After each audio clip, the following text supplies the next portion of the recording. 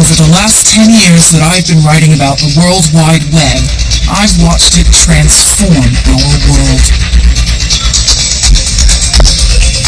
Already, a quarter of our planet's population is connected, providing individual users with access to knowledge and to each other unprecedented in human history. It represents the emergence of a completely new information ecosystem that will have a more profound impact on human civilization than did the printing press. It's driving transparency. It's driving the perfection of information. The web seems to have set information free, and we've seen that emboldening ordinary people in the fight for freedom and democracy. The web naturally tends to lead to openness. It makes openness easy and closeness more difficult. Anyone who wants to participate has at least the means to participate. But all is not what it seems. In the chaotic free-for-all of this virtual revolution, there is an ebb and flow of winners and losers in the fight for power. It is a hugely powerful tool for the state to control us, to know about us. We are only at the beginning of being able to kind of see how that power balance will work out.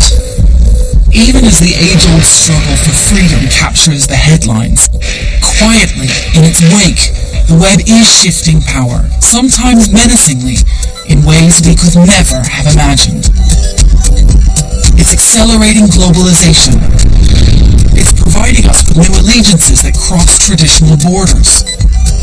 But it's also reinventing warfare and seems to be creating frightening cultural cul-de-sacs. In the face of all this, old centers of power are crumbling. This film is about the scramble to fill the vacuum left behind and what that means for us.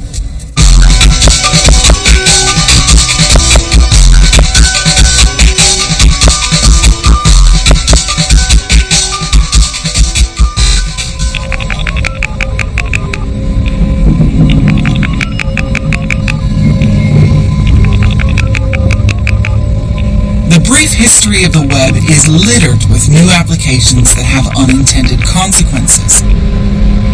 What at first seemed to be inconsequential fads take on a life of their own as users harness them to a new cause.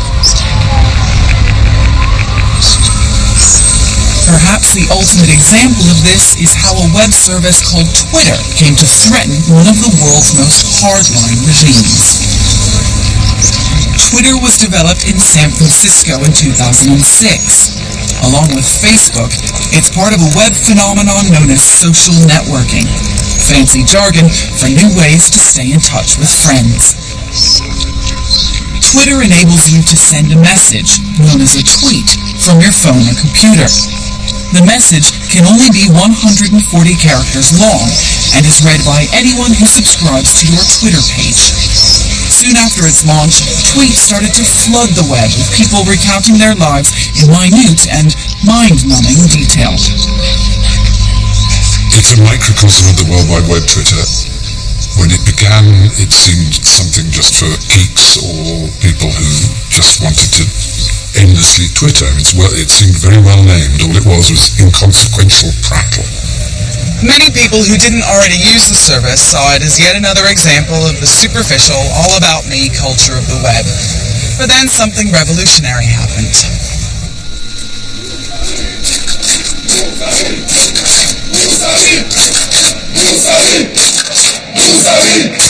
Iran, June 2009. In the aftermath of a presidential election, opposition supporters poured out onto the streets to vent their anger at what they saw as a rigged contest. The Iranian state hit back with riot police and a ban on any media reporting inside the country.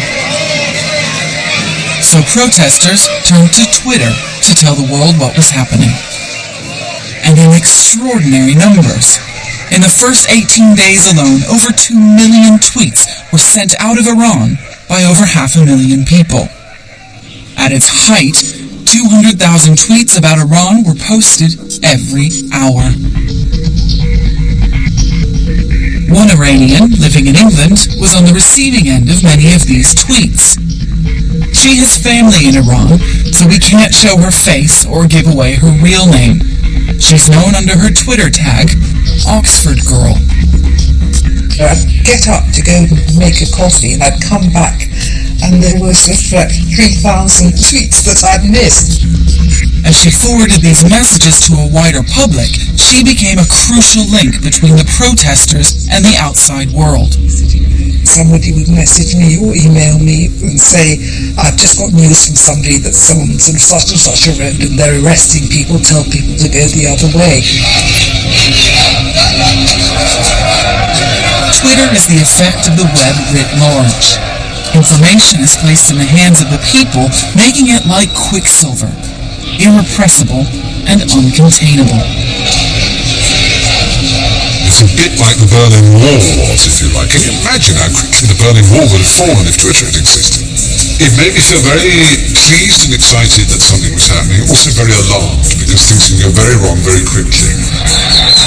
Soon, not just social networks like Twitter, but video sharing sites like YouTube were caught up in the life and death struggle in Iran. After a young Iranian woman was shot, millions witnessed her dying moments. They actually saw in real time someone young and energetic with their life ahead of them being killed senselessly by this regime, and people felt like they wanted revenge for her death.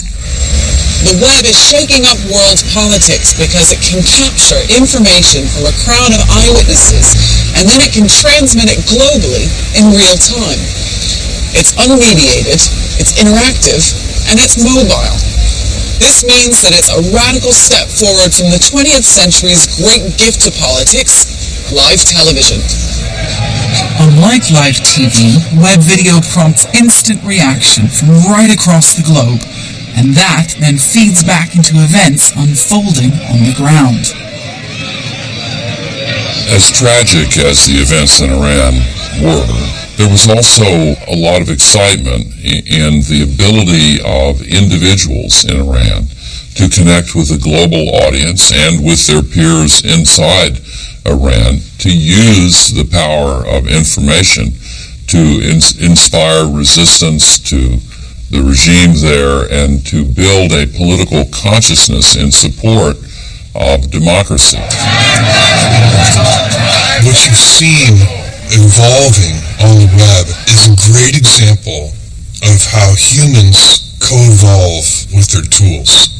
We change our tools, and then our tools change us, and that cycle continues. The new communications infrastructure did not cause the uprising. What caused the uprising was political discontent. It was just that when people in their moment of need wanted to do something coordinated, they could suddenly lay their hands on these tools in a way they hadn't been able to before.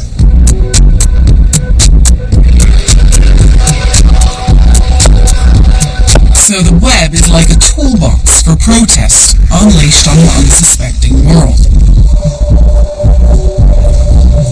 The geeks who run Twitter aren't surprised by its transformation from mouthpiece of celebrity drivel to weapon of revolution. In both cases, the driving principle is the same. Well, I think openness is a revolution in and of itself. I mean, you put thoughts out there and you attract other people that you wouldn't otherwise have attracted, and things happen. It's like an alchemical reaction takes place. It's sort of inevitable that the free flow of information will happen now that these technologies exist in the world, and people will talk amongst themselves, and that leads to power.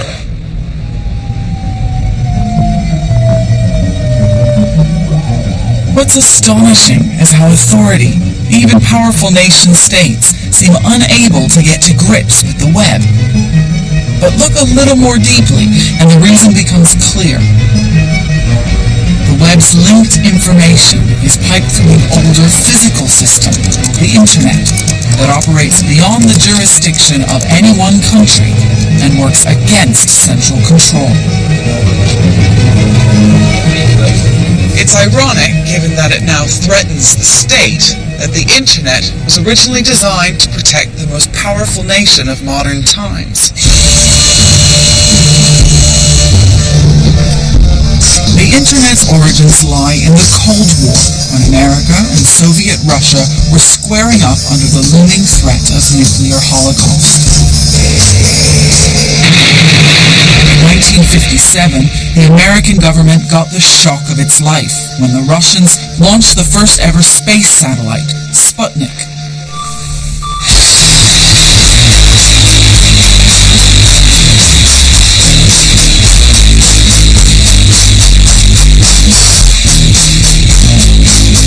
Determined never to be outwitted by the Soviets again, the Americans set up the Advanced Research Projects Agency, known as ARPA for short.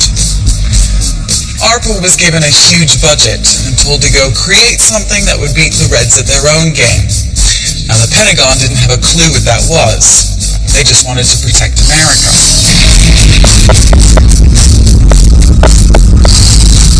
ARPA wasn't your run-of-the-mill military R&D department focusing on the nuts and bolts of new weapons. It gathered together some of the brightest civilian scientists in America and told them to look far into the future to come up with something really revolutionary. One of the areas ARPA got stuck into was communications. Using the new technology of computers, it developed the ARPANET, a groundbreaking network and precursor of the Internet. By the early 1970s, ARPANET was one of several similar networks across the world. The problem was how to join them up. In 1974, two computer scientists, Vint Cerf and Bob Kahn, created the rules by which these networks could speak to each other. This marked the beginning of the global Internet that we know today. The experience that we had at the beginning was simply solving a fairly tricky and interesting engineering problem. I don't think either of us appreciated that the solution to that problem would lead to what we have today, which is a global network of networks with over almost 2 billion people online. Underlying Vint Cerf's work was a technology called packet switching. It lies at the heart of the virtual revolution. Packet switching takes a piece of information and breaks it up into small pieces.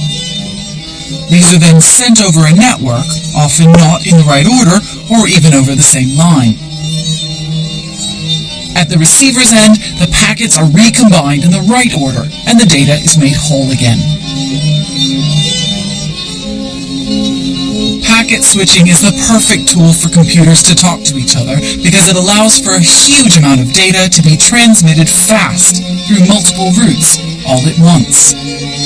This architecture means an unstoppable flow of data, and it's this that would have dramatic consequences for individuals and governments in the years that followed. Part of my motivation when I was working on the internet was exactly to build a system that did not have any central control.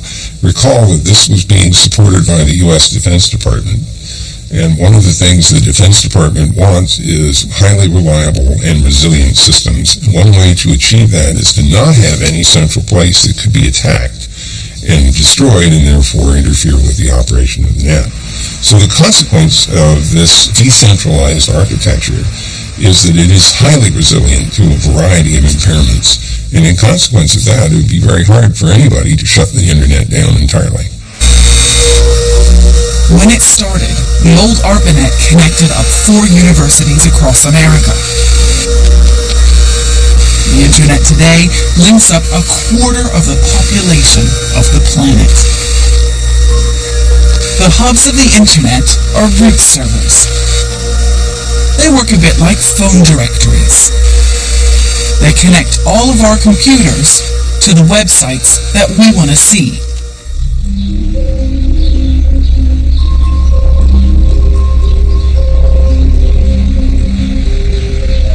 It looks like an anonymous office block, but this building actually houses one of the 13 root servers that keep the internet flowing across the world. we have multiple doors of access, cameras in the ceiling, and then we have a lot of true floor to true ceiling walls that are solid construction so that you can't really go in very easily. The outsides of walls are all metal mesh. We also have motion sensors in our ceiling so that no one can even go through the drop ceiling and things like that. Oh, basically what you're telling me is that what's in that room is extremely valuable and extremely important. Absolutely.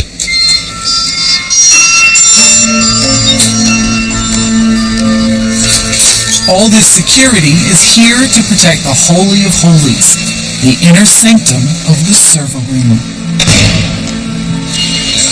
This room is responsible for all of the .com addresses in the world, 80 million of them. The smooth running of the world economy depends on it. That's actually a database server over there. So huge chunks of disk space. In its way, this room is probably as important as the Oval Office.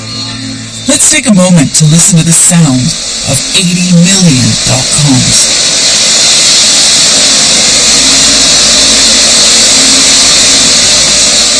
What would happen if I pulled the plug if suddenly there was a power outage here in Mountain View, California? So most of the data centers that you'll find have a bunch of redundancy in them. We ourselves have uninterruptible power supplies. We have diesel generators. If, for example, our own root server were to go down, as I said, there's 12 other ones. And even if you were to attack, say, one of these 13, those 13 are really a constellation of about 191 different other servers that are around there. So it's not even just attacking one of the 13. You really have to get out and do a whole, collection of servers to get really what you're looking for. So it's not that easy to take down the internet. Individual countries like Iran can't shut it down even if they wanted to because it's a global shared system. An international body called ICANN that has no allegiance to any one country oversees the root servers, but its role is limited. ICANN, as this international entity, do they have the power to regulate? Do they have the power to turn the internet on and off?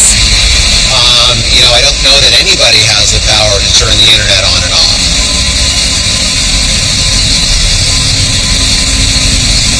It became more and more apparent that the Internet's style of operation was the antithesis of what most countries had been accustomed to. In fact, in the early days of telephony and telegraphy, there was only one network, and it was often managed by and operated by the government, giving it substantial control.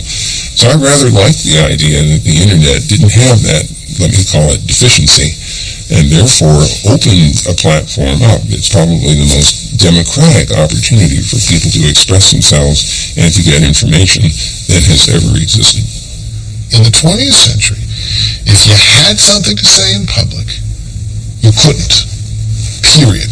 Right? If you were a civilian, if you were a citizen but not a media professional, you could not broadcast a message, no matter how hard you tried. In fact, people who went out of their way to try to get messages out in public through amateur channels, right, holding up signs on the street or, by the roadside, were widely regarded as being kind of off their rockers. And that change is enormous, that anyone who wants to participate has at least the means to participate is a huge change. If you have a communication system that's unbreakable, with no central control, that can amplify a message, then information, which is already hugely powerful, becomes supercharged. In the right or the wrong hands, it takes on massive significance in battles against authority. Anonymous users can now perform the role of investigative journalists by publishing hard information and protecting primary sources. And nowhere is this new power more apparent than on a website called WikiLeaks.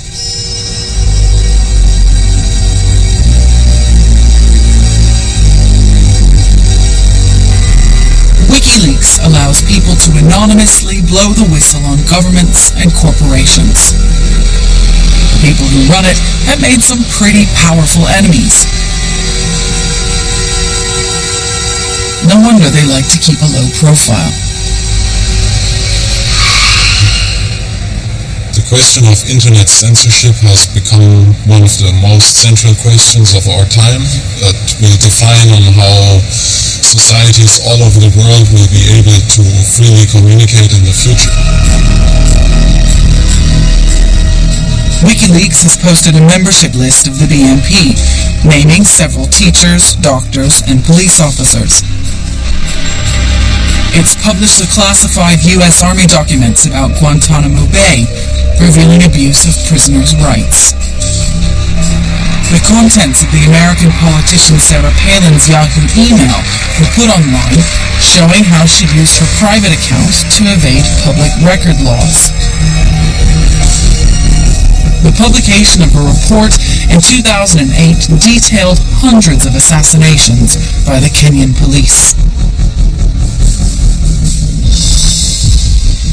WikiLeaks has a database of over 1.2 million documents. It maintains its own servers at undisclosed locations, keeps no logs, and uses military-grade encryption to protect sources and other confidential information. In some countries, there are no ways for people to get in touch with reliable journalists to even find out who they could trust.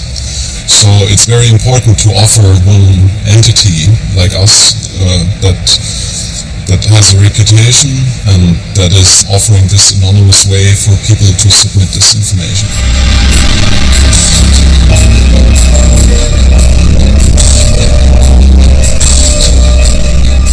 The web is a barrier to a state that's trying to control information, and it's a impossible task for them, as people have personal computers and they can encrypt information and send it to other people who have the key. You can't get in the middle there and get it at that information. And once you publish something, the ability to find it and stop it from spreading is near impossible. And so even though there's efforts to do that, states are going to have to admit that information will be out there. Publishing sensitive and often damaging documents on the web means WikiLeaks is under constant attack. In February 2008 came a court injunction by a Swiss bank, Bank Julius Baer, after WikiLeaks published allegations about tax evasion. This was the first big case where an organization tried to legally go after us. So we published documents about hundreds of millions in tax evaded money. A judge in California, where the case was brought, ruled that the WikiLeaks site be taken offline. But if the bank saw that as a victory, it was sadly mistaken. The only effect was that half the world got interested in the bank's documents. So the New York Times published our IP address. CBS News said freedom of speech has a number and published our IP address. So these are, again, dynamic effects that sharing knowledge with people all over the world can produce them. You can easily have a court rule that one story gets deleted from your digital archive. On the other hand, the internet is not such a controlled environment anymore, and it consists of individuals. And all these individuals can just make sure that some information stays where it was, or will still be available in numerous other places.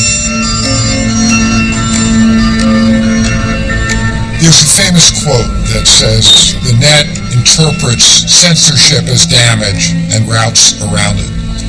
And when John Gilmore said that, he actually wasn't being metaphorical. He was literally describing the communication protocols of the internet.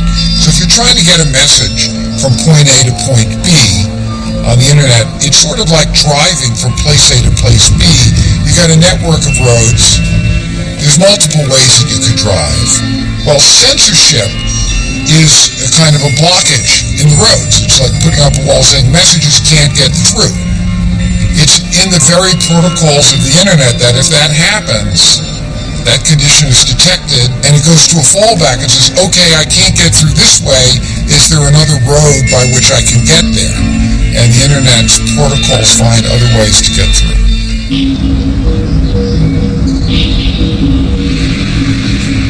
A it's not just the hardware that enables resistance to censorship.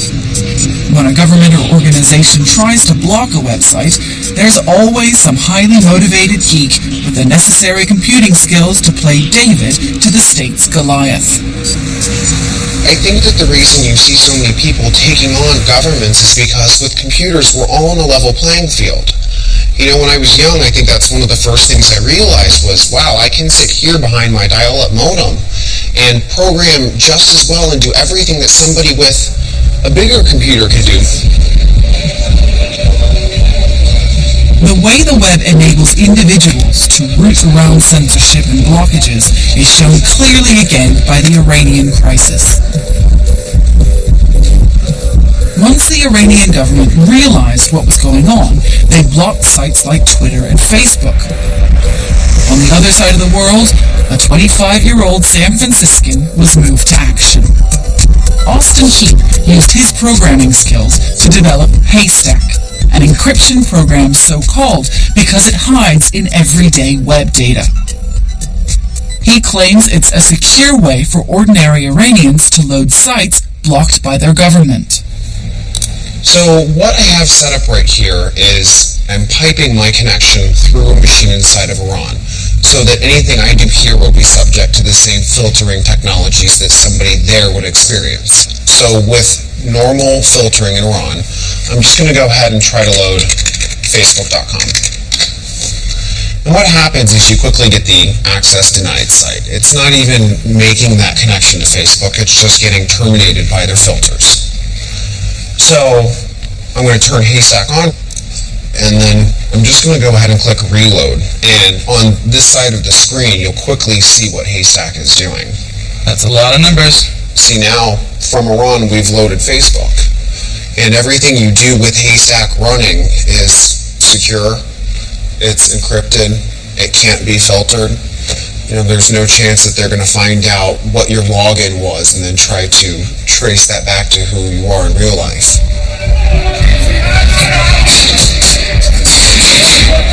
You see all of this media that comes out that's incredibly graphic, and I would have my daily breakdown, and you just have to kind of have it and get over it, you know, because the next day may be worse. It's not bad for me, I'm not there. I may cry for 10 minutes, but that's their life.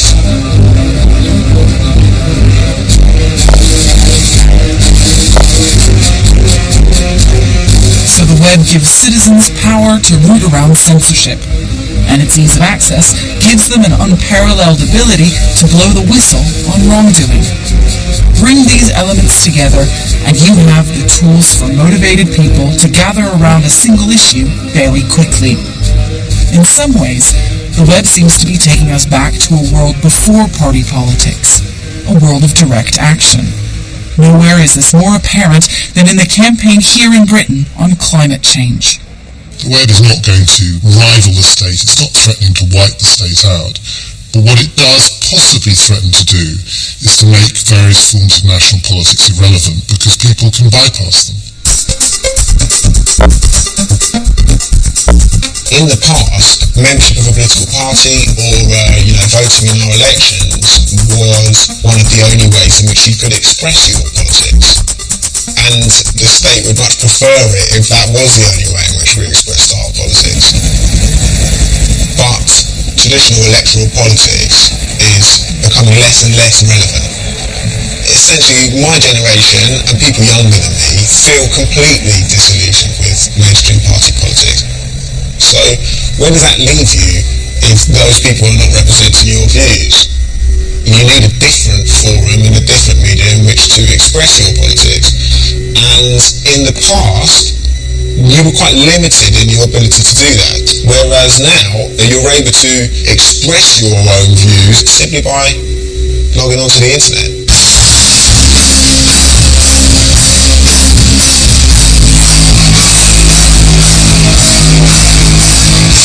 At an event organized by the Climate Camp for Action, designed to shut down a coal-fired power station in Nottinghamshire, activists come together from all over the country. Everyone here is the media, filming events as they unfold. Footage and stills are uploaded to their website through constant updates. But the web provides more than just tools for protest. Its connections inspire solidarity in the group. I think that the nature of community has changed. Before the internet, the only communities that you could be a part of were communities that you could physically be present in, right? So, you would have to be geographically close to the other people in it, or part of some existing organisation or structure. Whereas now, you can suddenly decide one day, you know what, I want to do something about climate change, for instance, and you can just log on to the climate campsite, sign up for an email list, and suddenly you're involved in that discussion and you're a member of that community. The web is this fantastic resource for transmitting information and gathering people together around an issue, even in a particular place.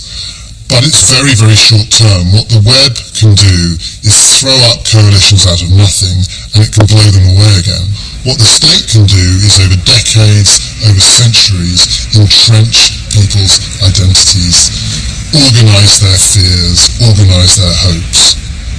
I think the internet empowers anyone who can use it, and it empowers the people who can use it most effectively even more. It can empower a government to repress an insurrection. It can empower the insurrection itself. It's a double-edged sword. We've seen how the web hands tremendous power to the individual and provides purpose and cohesion to disparate groups. But set against these new freedoms is the unshakable authority of the state. So what develops is an arms race between the citizen and the state. To my mind, the best example of this being played out right now is in China.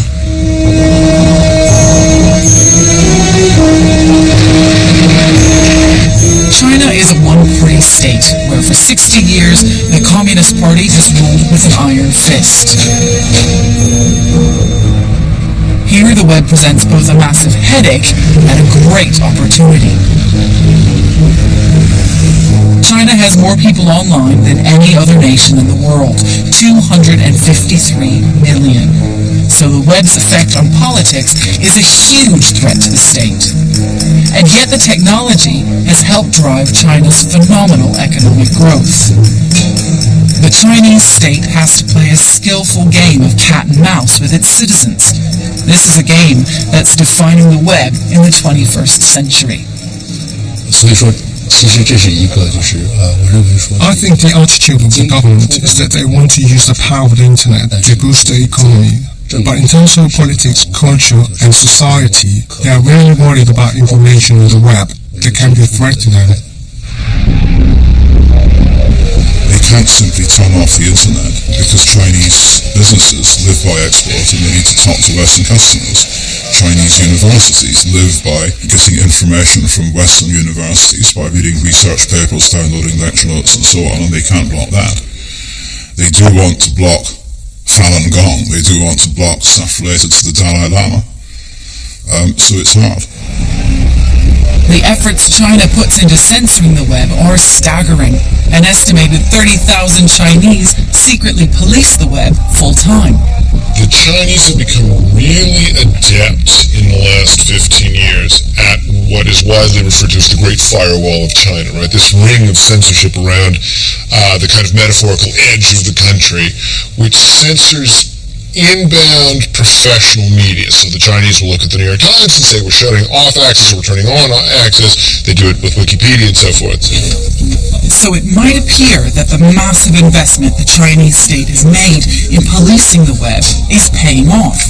They've effectively managed to block Western websites that might be critical of their policies. What we fail to grasp when we're wringing our hands about the New York Times or even the BBC's websites being blocked is that for the Chinese government, the challenge of the web isn't about liberal Western information coming into the country. They perceive the threat as coming from within, from the conversations that hundreds of millions of Chinese people are having amongst themselves.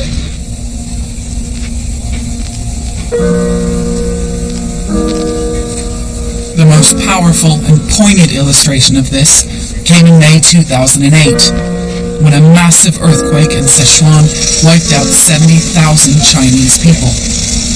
While schools collapsed, Communist Party buildings were left largely intact. Quiet outrage of ordinary Chinese on the web focused a new challenge to the authorities.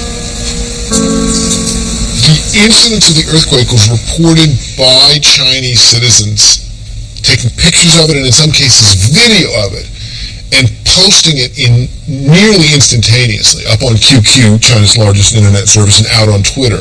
And this isn't media that comes from outside the country from predictable and professional sources. It's media that's generated inside the country, headed back out from 500 million amateur sources. In the case of no official media can investigate the school collapse issue, many bloggers picked up that, particularly there's one Chinese artist, Ai Weiwei, who is also a very known blogger. He bravely started a project of compiling all the names of the dead children of the school collapse, putting on his blogs. And then his action inspired hundreds of volunteers that actually went to the earthquake region, did the investigation, and compiling those children's names on their blogs. 比如说，就是有大量志愿者，他会去调查。The government didn't like it when a huge number of volunteers went to investigate the schools that had collapsed in Sichuan. But my view is whether the government likes it or not, this spontaneous energy will grow and grow. But censorship is just one tactic employed by the state. China, like many governments, exploits the fact that citizens are putting more and more of their lives online. One of the biggest innovations in surveillance in the past few years has come about as a result of the spread of social networking sites and of social facilities and all sorts of other sites. Because once people make visible who their friends are, it's possible to do clustering analysis and start looking for covert communities. And this is an enormously powerful tool in the hands of the police and intelligence services in finding out who adheres to some particular disliked belief, be that Islamism or in China a love of democracy or whatever. Unable or unwilling to stifle all free debate on the web, the Chinese authorities are also using the web back on itself, harnessing its power to spread information instantly to wage a battle of ideas online. I think that if you can't block the internet, then you have to guide it. It's the only way. When a society is being pulled apart by the pressure of a room, then you need to adjust your strategy. The government started recruiting what it called internet commentators, citizens who would write articles and post comments all over the web in support of the official party line. Ordinary Chinese dubbed them the 50-cent army because for each article or comment, they're paid the princely sum of 50 cents. It's estimated there are as many as 300,000 50-centers operating in China today. 其实监管你是两条嘛，一条就是以限制为主。 Censorship is two things. One is blocking, and the other guiding. 五毛党应该是更多对后面的方式。 The so-called 50-cent army is more about the second method. Sometimes they need to effectively guide opinion in a particular channel or direction. But once again, the online community is wising up to the ongoing game of cat and mouse. Wen Yunqiao used to be one of these 50 centers, but he's skeptical of just how effective the online spin really is. In reality, I think the effect of the 50 Cent Army has been exaggerated.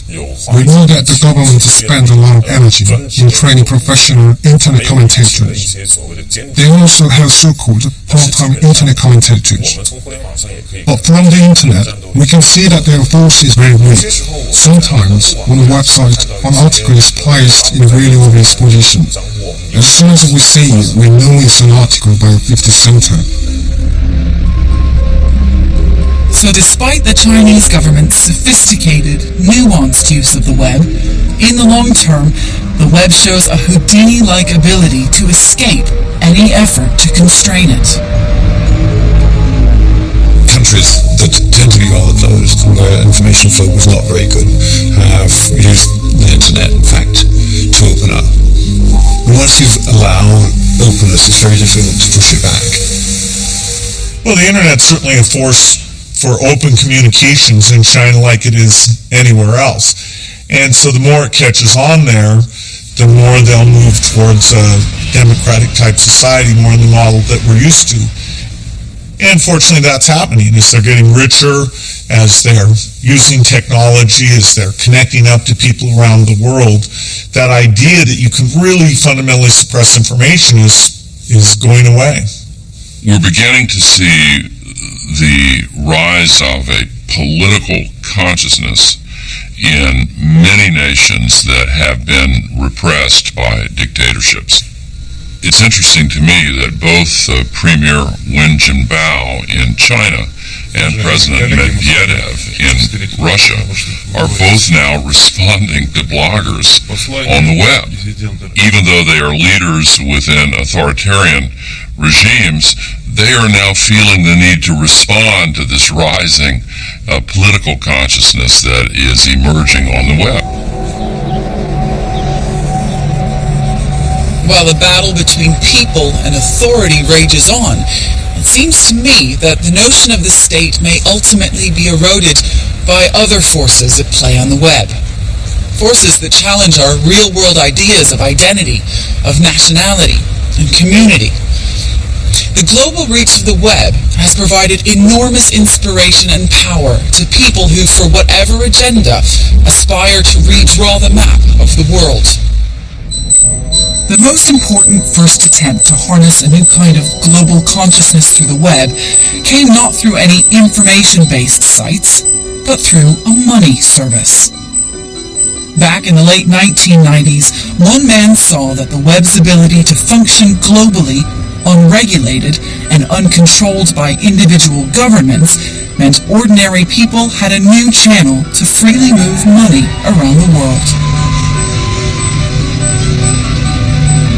Peter Thiel is not as well known as Bill Gates or Tim Berners-Lee, but he should be. He's the man who founded PayPal, a revolutionary international money transfer system, in effect a new global currency. Through PayPal, money can be moved across national borders through abstract cyberspace. By 2008, it was handling $60 billion in transactions every year.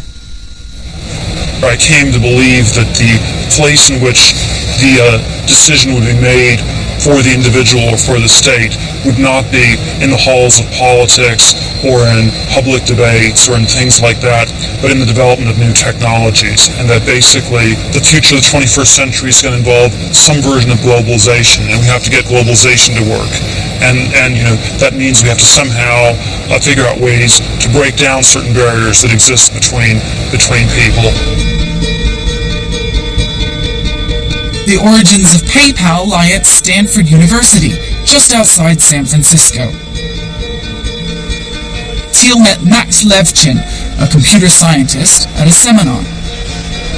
They hit it off, and their collaboration would lead to PayPal. Now, for Thiel, he saw this as an opportunity to make some money, but he also saw it as a chance to put some of his deepest held beliefs into practice. The slogan we had for PayPal was that it was the new world currency, and that it was going to somehow change the way the world thought about money. It was going to change the meaning of money, the way people would transact, and would basically, in some sense, give people sovereignty over their money in a way in which they had not had it ever before. PayPal's system allows ordinary people to transfer small amounts of money internationally, and like so much of the web, it caught authority on the hop. Is PayPal a bank? Is it a payment service? Is it a money transmitter? It, strictly speaking, did not fall under any regulatory frame. And so there was an opening during which the company could be built, and then you figure it out later. Peter Thiel next saw the potential of Facebook as a way of forming communities not bound by nationality. He was a key early investor in what has become the world's largest social network. Facebook now has 350 million users worldwide. If it was a country, it would boast the third biggest population in the world.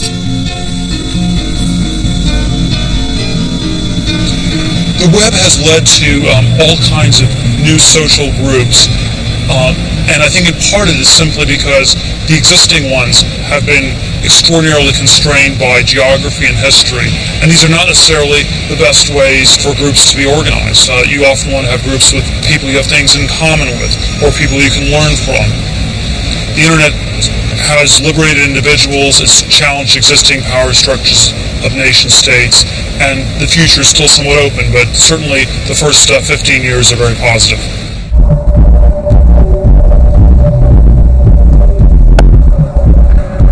Peter Thiel is a true web visionary.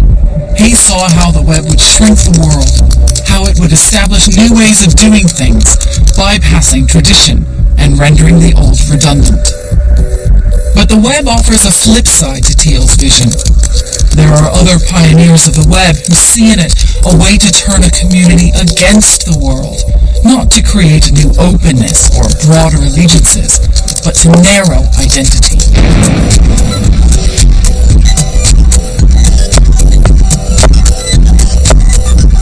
Before the web, extremists tended to be scattered in small numbers around the world. The web linked them all, gave them new tools, allowing them to seize the initiative. Al-Qaeda quickly recognized this new medium's ability to spread the message of fear and terror. Islamist groups have now chosen to primarily disseminate their material through the internet because this way they can be fully in control in how the message is disseminated and where.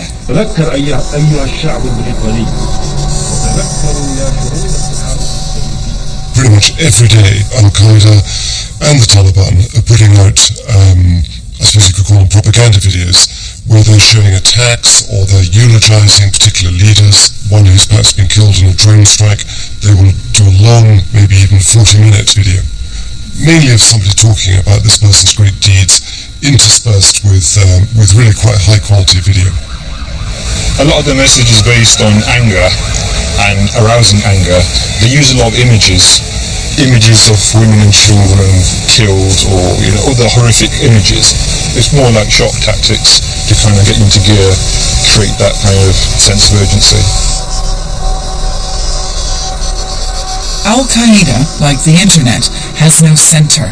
It's a dispersed group of loosely associated people. Wherever jihadists are in the world, the web lets them talk to like-minded people, and their belief system is instantly reinforced. The web acts as a kind of virtual, portable homeland. The concept of a portable homeland refers to how different groups operating in different countries in the world who have similar aims can use the internet as a space that links all of them. So the internet replaces in some way the borders of a particular country for each of these groups and links them as if they all live in one place. After 9/11, when the Taliban were driven out at the time from Afghanistan, they moved to Pakistan, and a very important way of staying in touch with them was through cyber cafes, internet cafes, because they knew they couldn't get on mobile phones for fear of being tracked. And a lot of the terror plots that we've seen in this country have been traced back to cyber cafes in Pakistan, in India, in Bangladesh and elsewhere. The web collapses distances. Fanatics the world over can talk to each other with ease. The web allows them to create and live in their own little worlds. This is something Ishtaq Hussain saw firsthand in London when he was a member of Hizb ut-Tahrir, the Party of Liberation. If you live in an area where there's no like-minded people, you can just go on the web and communicate with people who are like-minded. So you don't even need to physically meet them. You've had individuals who've gone online, they've never even met members of these groups, yet they've read their writings, gone on their websites and radicalised themselves, a bit like your DIY type of terrorists. And we had a few cases here in the UK. So the web definitely does play a big part in this. We are 100% committed to the cause of Islam. We love death the way you love life. I tell all you British citizens, stop your support to your lying British government. This is what web critics call cyber balkanization.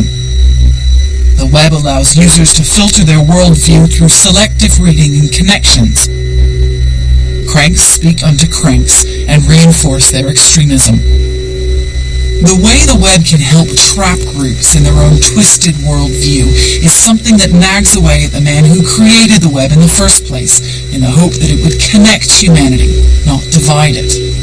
When they go to a website, the website only links to other websites which believe the strange things that these people believe. And then don't you then get people who end up sitting just by their computers communicating in such a way that when they meet somebody in the streets, the only way you can communicate with them is to shoot them. No, that is one vision of a horrible cultural pothole. I think one of the greatest paradoxes of the web is that, on the one hand, we applaud it for giving us all a voice and for giving us tremendous power. But on the other hand, this power can be used for good or for ill. As we put more and more of our lives on the web, we're becoming more and more vulnerable to the bad elements, to the networks of hate, and to the darker uses of the web.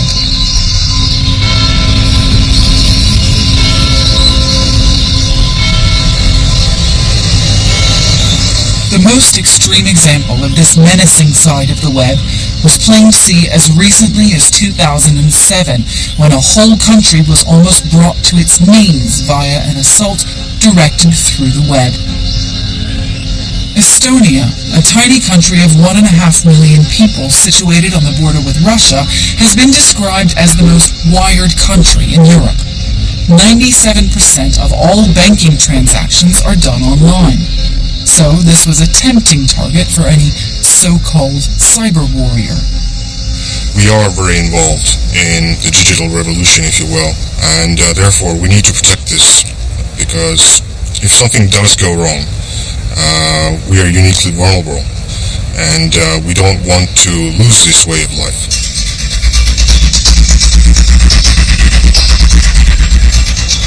In April 2007, a row broke out between Russia and Estonia because the Estonians wanted to move this Russian war memorial from the center of Tallinn to this more remote location.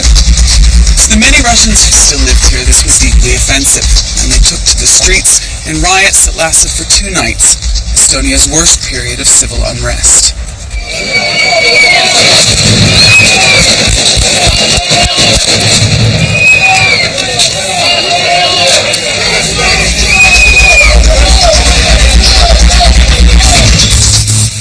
But far more disruptive was what soon followed, a sustained cyber attack aimed at bringing down Estonia's biggest institutions. The most common form of cyber attack is called a denial of service. One computer sends instructions to a network of computers known as a botnet. These are just ordinary domestic computers that have been hacked and are now under the control of cyber warriors. This network bombards the chosen site with millions of requests. The site goes into meltdown trying to respond, and it means for the duration of the attack, no one can access the website, hence, denial of service. In Estonia, in May 2007, the cyber attacks rained down on the economic heart of this tiny state. It affected us mainly in that government sites were shut down, businesses were shut down, banks were targeted. We had serious problems with external internet sites. So our customers couldn't get inside of the internet bank. If you take down the newspapers, you don't know what's going on in the country. If you take down the banks, the economic activity is paralyzed. If you're an Estonian businessman in Paris and you need to contact your bank over the internet to get some funds out, you couldn't.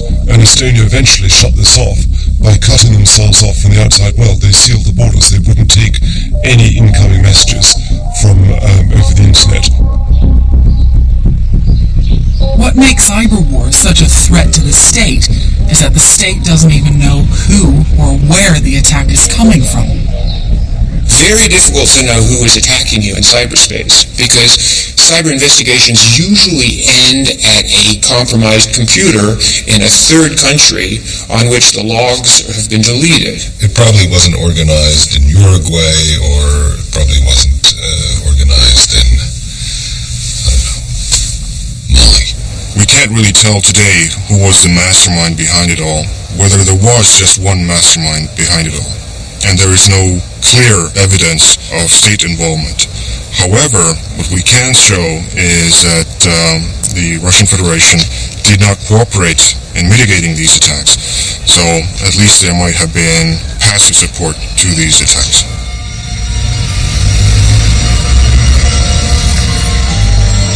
The Estonians I spoke with would not go as far as to accuse the Kremlin of launching the attacks. If I lived in a tiny country on the edge of Russia, I think I'd also be careful who I pointed the finger at. But my search to understand the New World Order on the web took me to Moscow, and there I unearthed a promising lead.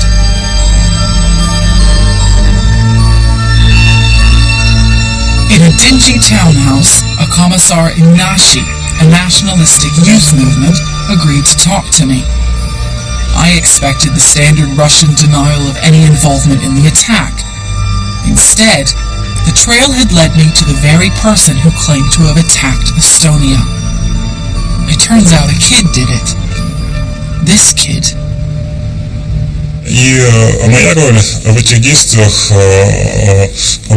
My role was such that I was an initiator of this battle on the internet. I was a developer of the technology used, in addition to being an organizer of these actions. Если вы помните, более 5000 человек были задержаны. More than 5,000 people were arrested in Tallinn at the time. Нарушение прав человека. Their human rights were violated on a mass scale. И наше намерение было. Our intention was to carry out a mass action and do what the Estonian authorities were most scared of. Because we couldn't go to Estonia, we did it over the internet. These were no cyber attacks as such. It was cyber self-defense.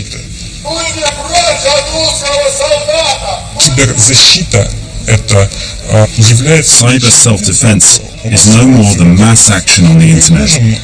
In the same way that we can carry out mass demonstrations on the streets and in the cities, we can now do the same on the internet.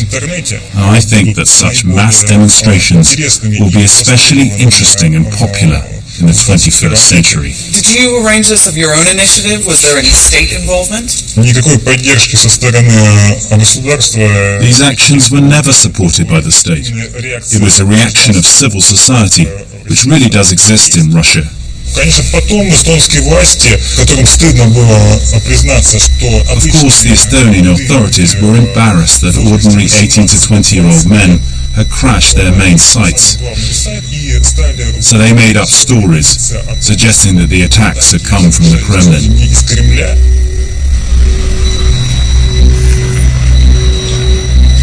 As the world becomes more connected, there will be the opportunity for nations to do bad things to each other.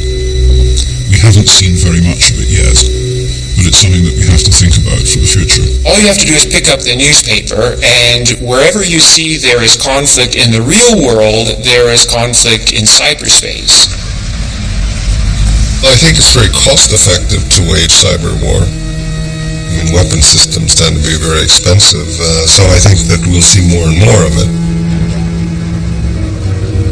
At best, we've seen how the web can redefine democracy and open up new horizons. On the streets of Iran, it brought together a crowd to challenge a regime. Yet, at its worst, it's reinforcing prejudices and closing doors. In the hands of highly motivated Russian teenagers, it almost crippled a country.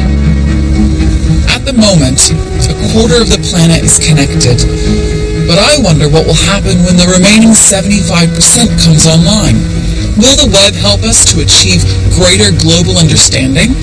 Or will we face new dangers that we never even imagined? By giving everyone a voice, it does create a cacophony. And in this cacophony, often it is the most brutal, even ruthless and conniving voices that are heard. Can a social network bring down a regime? I don't think it can bring down a regime, but I think it can contribute to it because it spreads ideas. And the more quickly ideas are spread and the more access people have to those ideas, then the quicker things can change. I think that we can all get carried away in the kind of liberal technorati of metropolitan Western world, that somehow all the power is shifting, but actually this technology is accessible to a very few people in very specific places, and we are only at the beginning of being able to kind of see how that power balance will work out. After 20 years, we're just beginning to see the huge impact of the web on the very nature of power and even warfare. The web confronts the world with both an incredible opportunity and an incredible responsibility. The question for the future is, how will we use it? Explore the virtual revolution more deeply online with our new 3D documentary Explorer. Go to bbc.co.uk/virtual revolution to discover the stories behind the series, and follow the links to the Open University for more from those reshaping the web and the world. Next time, how business has colonized the web, and how we're paying for free services with our privacy.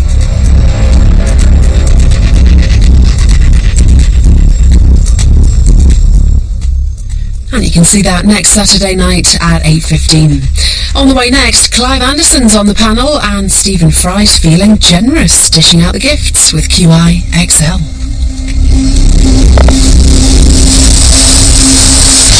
And uncontainable. It's a bit like the Berlin Wall was, if you like. Can you imagine how quickly the Berlin Wall would have fallen if Twitter had existed? It made me feel very pleased and excited that something was happening, also very alarmed, because things can go very wrong very quickly. Soon, not just social networks like Twitter, but video sharing sites like YouTube were caught up in the life and death struggle in Iran. After a young Iranian woman was shot, millions witnessed her dying moments. They actually saw in real time someone young and energetic with their life ahead of them being killed senselessly by this regime, and people felt like they wanted revenge for her death. The web is shaking up world politics because it can capture information from a crowd of eyewitnesses, and then it can transmit it globally in real time. It's unmediated, it's interactive, and it's mobile. This means that it's a radical step forward from the 20th century's great gift to politics, live television. Unlike live TV, web video prompts instant reaction from right across the globe, and that then feeds back into events unfolding on the ground. As tragic as the events in Iran were, there was also a lot of excitement in the ability of individuals in Iran to connect with a global audience and with their peers inside Iran to use the power of information to inspire resistance to the regime there and to build a political consciousness in support of democracy. What you've seen evolving on the web is a great example of how over the last 10 years that I've been writing about the World Wide Web, I've watched it transform our world. Already, a quarter of our planet's population is connected, providing individual users with access to knowledge and to each other unprecedented in human history. It represents the emergence of a completely new information ecosystem that will have a more profound impact on human civilization than did the printing press. It's driving transparency. It's driving the perfection of information. The web seems to have set information free, and we've seen that emboldening ordinary people in the fight for freedom and democracy. The web naturally tends to lead to openness. It makes openness easy and closeness difficult. Anyone who wants to participate has at least the means to participate. But all is not what it seems. In the chaotic free-for-all of this virtual revolution, there is an ebb and flow of winners and losers in the fight for power. It is a hugely powerful tool for the state to control us, to know about us. We are only at the beginning of being able to kind of see how that power balance will work out. Even as the age-old struggle for freedom captures the headlines, quietly in its wake, the web is shifting power, sometimes menacingly, in ways we could never have imagined. It's accelerating globalization. It's providing us with new allegiances that cross traditional borders. But it's also reinventing warfare and seems to be creating fright. It is yet another example of the superficial, all-about-me culture of the web. But then something revolutionary happened.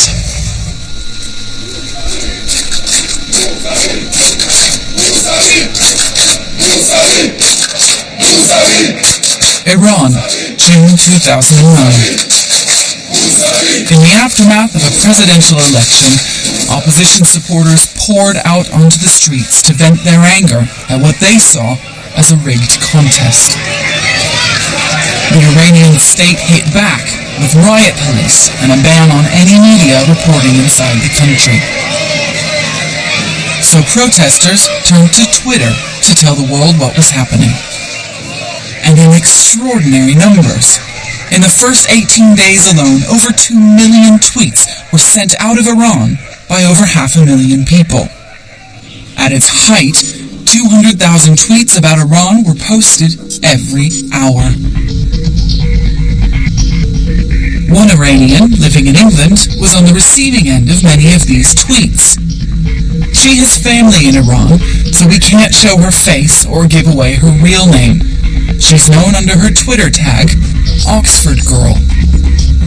I'd get up to go make a coffee and I'd come back and there was like 3,000 tweets that I'd missed.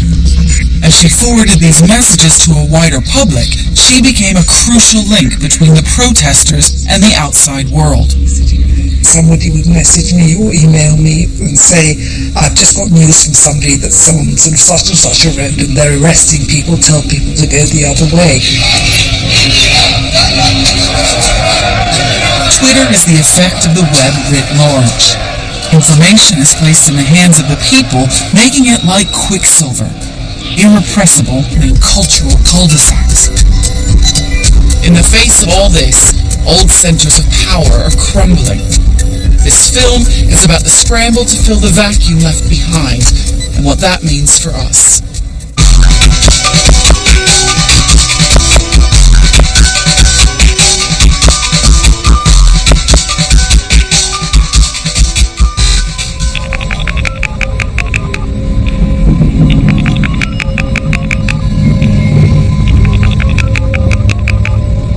The brief history of the web is littered with new applications that have unintended consequences. What at first seemed to be inconsequential fads take on a life of their own as users harness them to a new cause. Perhaps the ultimate example of this is how a web service called Twitter came to threaten one of the world's most hardline regimes. Twitter was developed in San Francisco in 2006. Along with Facebook, it's part of a web phenomenon known as social networking, fancy jargon for new ways to stay in touch with friends. Twitter enables you to send a message, known as a tweet, from your phone or computer. The message can only be 140 characters long and is read by anyone who subscribes to your Twitter page. Soon after its launch, tweets started to flood the web with people recounting their lives in minute and mind-numbing detail. It's a microcosm of the World Wide Web, Twitter. When it began, it seemed something just for geeks or people who just wanted to endlessly Twitter. It seemed very well named. All it was inconsequential prattle. Many people who didn't already use the service saw humans co-evolve with their tools. We change our tools, and then our tools change us, and that cycle continues. The new communications infrastructure did not cause the uprising. What caused the uprising was political discontent. It was just that when people in their moment of need wanted to do something coordinated, they could suddenly lay their hands on these tools in a way they hadn't been able to before.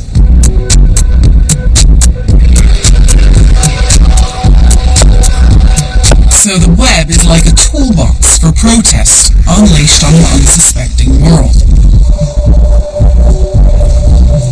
The geeks who run Twitter aren't surprised by its transformation from mouthpiece of celebrity drivel to weapon of revolution. In both cases, the driving principle is the same. Well, I think openness is a revolution in and of itself. I mean, you put thoughts out there and you attract other people that you wouldn't otherwise have attracted, and things happen. It's like an alchemical reaction takes place. It's sort of inevitable that the free flow of information will happen now that these technologies exist in the world, and people will talk amongst themselves, and that leads to power.